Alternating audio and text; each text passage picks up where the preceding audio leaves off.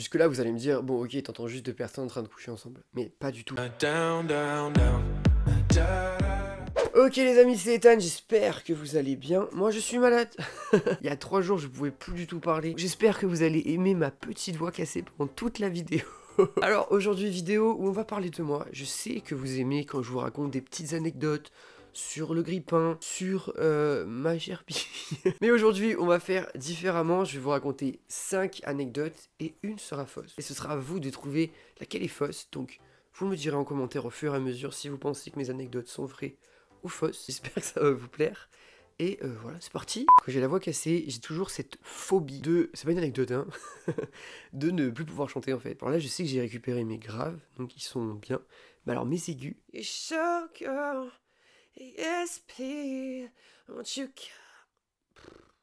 horrible.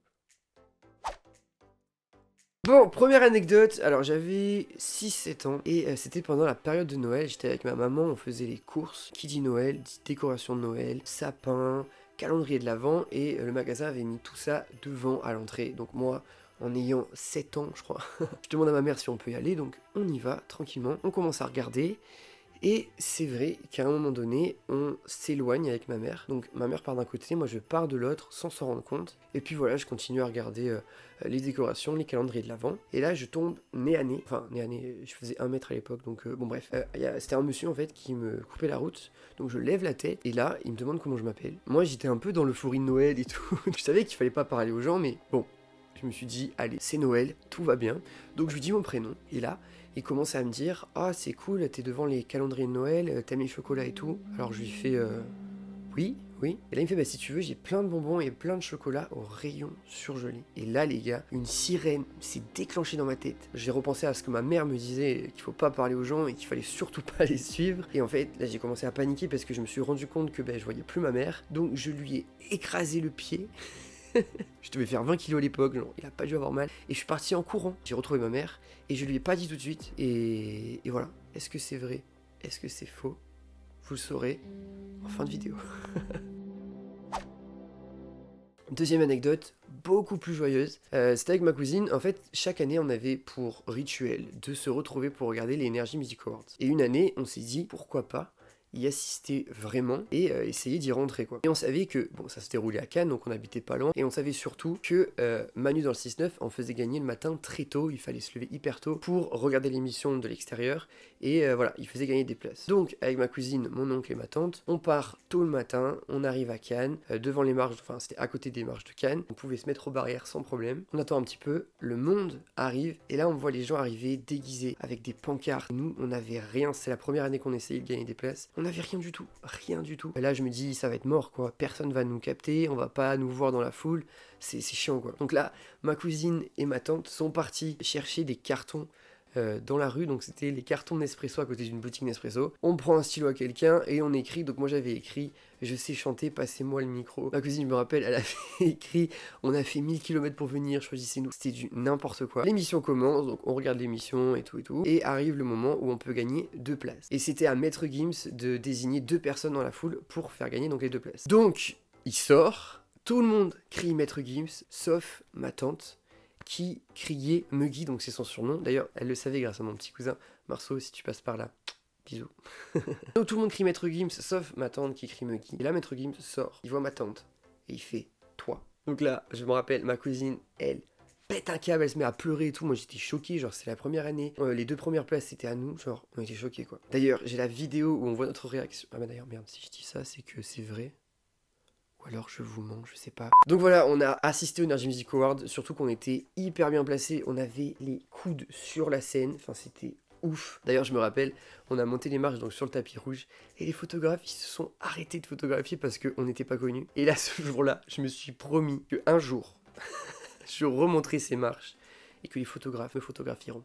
On croise les doigts. Donc voilà pour cette deuxième anecdote, est-ce que c'est vrai? Est-ce que c'est faux? Je sais pas.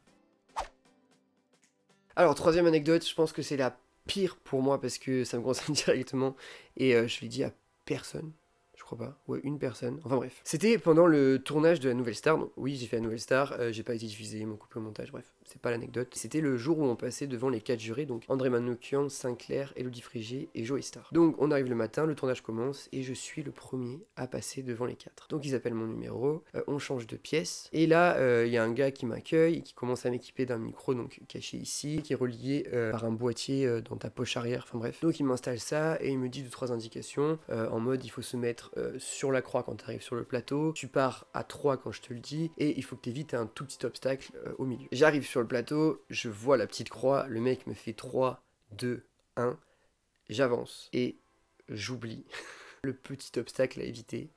Et là les gars, putain, je me casse la gueule. Le boîtier que je vous ai parlé, il s'explose, les piles sortent du boîtier. Le micro qui était caché là, il se détache, enfin bref, c'était n'importe quoi. J'entends, en même temps c'est normal, j'entends Joey Star rigoler, mais même moi j'aurais rigolé, c'était n'importe quoi. Je me relève, et là la prod a été assez sympa, ils m'ont dit bon ok, tu vas refaire ton entrée, on fait passer quelqu'un avant, et tu repasseras après. C'était n'importe quoi, voilà, je me suis cassé la gueule devant les 4 jurys de Nouvelle Star. Voilà. Est-ce que c'est vrai, est-ce que c'est faux? Restez jusqu'à la fin, et vous le saurez. Le watch time les gars. Ok, pour la 4e anecdote, j'étais à Montbéliard. Alors, je sais, c'est normal que vous connaissiez pas, c'est pas très connu. Bref, j'étais pour mes études et c'était l'anniversaire de mon pote. Donc il était tard, on va pour rentrer et il nous restait 2 voitures pour rentrer. On était 6, donc 3 dans une voiture, 3 dans une autre. On arrivait à un feu rouge, ne faites pas ce qu'on a fait, c'est nul, c'est dangereux. Bref, s'installe une petite compétition sur celui qui va démarrer le plus vite et rentrer le premier. Ça part de là, ça finit en course-poursuite dans le centre-ville. Voilà, c'était hyper dangereux. On roulait n'importe comment dans les ronds-points. Après le rond-point, il y avait un tunnel, on double en même temps une voiture dans le tunnel, enfin c'était n'importe quoi. On arrive encore à un feu rouge. Et je me rappelle, il faisait nuit et il y avait de la buée sur les vitres. L'ambiance change et ça devient un peu bleu clignotant. C'était la police. Donc on ouvre les fenêtres et c'était 2 policières donc, qui nous arrêtaient. Donc notre voiture et la voiture de nos potes derrière. Et manque de bol, on était juste à côté du commissariat. Donc elle nous demande de nous garer au commissariat, c'est ce qu'on fait, on y va.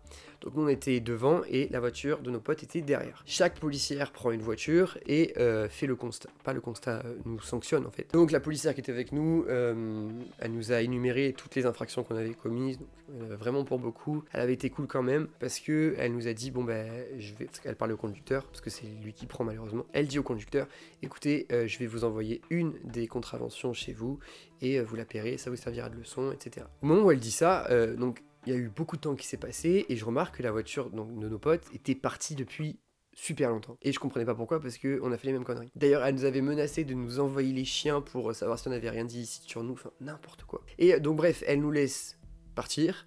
On part, on recontacte nos potes, ils nous attendaient sur un parking plus loin, et on commence à débriefer sur ce qui s'est passé. En fait, en discutant, déjà on a compris que les 2 policières n'ont pas compris qu'on se connaissait, que les 2 voitures se connaissaient. Donc ça a permis à mon pote qui conduisait d'inventer un mytho, et je vous jure ce mytho, je ne sais pas comment il a fait pour fonctionner, parce qu'il est gros, mais c'est n'importe quoi. En gros, il a dit à la policière que sa femme était en train d'accoucher à l'hôpital, que c'est pour ça qu'il roulait vite, et il a demandé à la policière son prénom pour donner le prénom de la policière à sa fille qui allait naître. Et ça a marché. La policière a fait « Ok, allez-y, partez ». Donc voilà, est-ce que c'est vrai, est-ce que c'est faux? On approche de la fin là. Peut-être que j'ai déjà menti, peut-être pas, vous verrez. 5e et dernière anecdote, celle que je préfère. C'était encore à Montbéliard, donc c'était une soirée, j'étais tranquille, je regardais Netflix, j'avais mes écouteurs, et d'un coup, j'entends trembler. Donc au début, j'ai cru que c'était un tremblement de terre, bref, n'importe quoi. Donc j'enlève mon écouteur et j'entends que ça vient de là-haut. Et en fait, c'était mon voisin avec sa copine qui faisait beaucoup de bruit en s'amusant. Voilà. Jusque-là, vous allez me dire, bon ok, t'entends juste 2 personnes en train de coucher ensemble. Mais pas du tout, c'était d'une violence. J'ai cru au début qu'ils filmaient, genre qu'ils tournaient un film.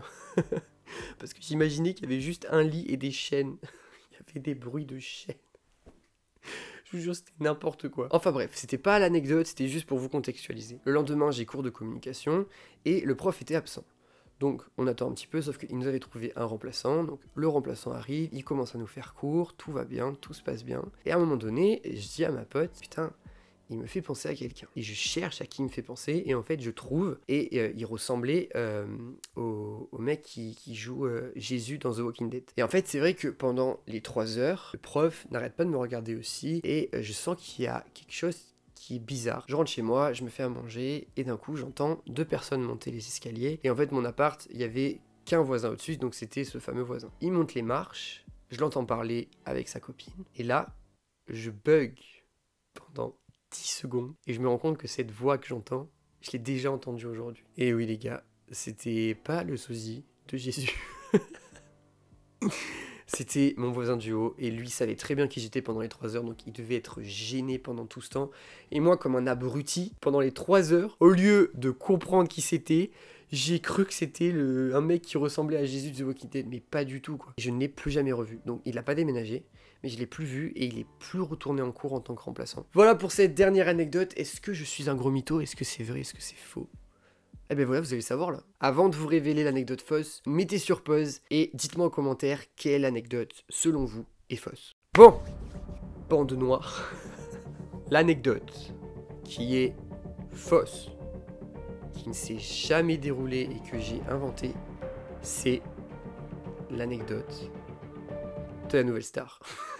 Alors non, je ne suis pas tombé, j'ai juste trébuché. Et ce que je vous ai raconté, c'est ce qui s'est passé dans ma tête au moment où j'ai failli tomber. Donc voilà, je ne suis pas tombé, heureusement. Donc voilà, c'est tout pour cette vidéo, j'espère que ça vous a plu. Si c'est le cas, n'hésitez pas à mettre un pouce bleu, à commenter, à activer la cloche de notification. Nous on se retrouve même jour, même heure, samedi, 18h.